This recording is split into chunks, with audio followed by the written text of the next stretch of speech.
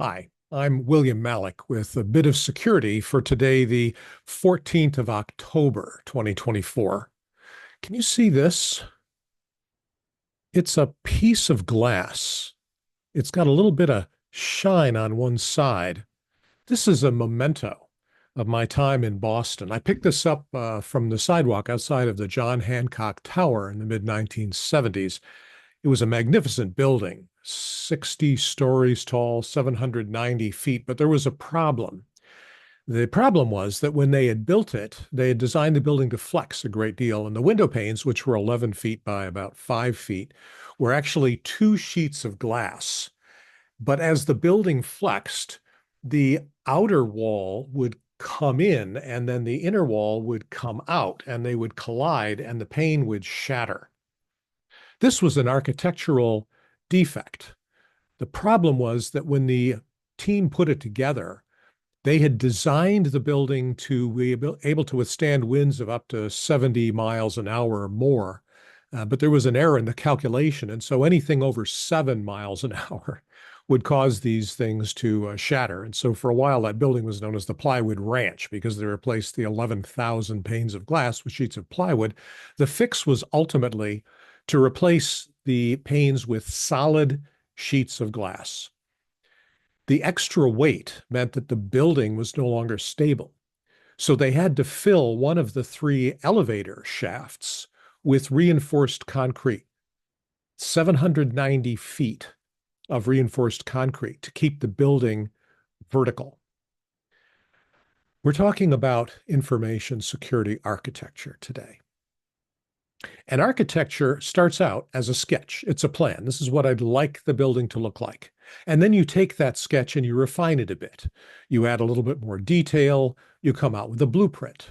And then you refine the blueprint and say, okay, here are the plans for the plumber. Here are the plans for HVAC. Here are the plans for electrician. Here's the plan for framing.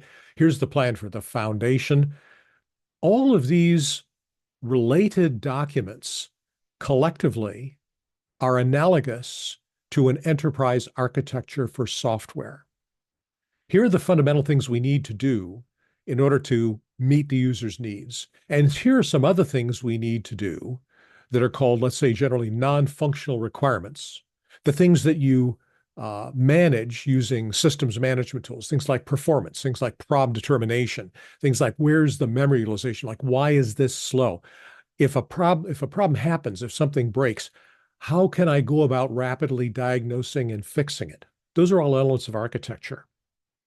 John Zachman formalized this notion of software engineering as analogous to the physical architecture for buildings in the Zachman framework, and I strongly recommend you take a look at that.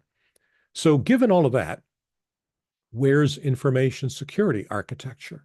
What plans does that fill? Well, the answer is that's the building inspector.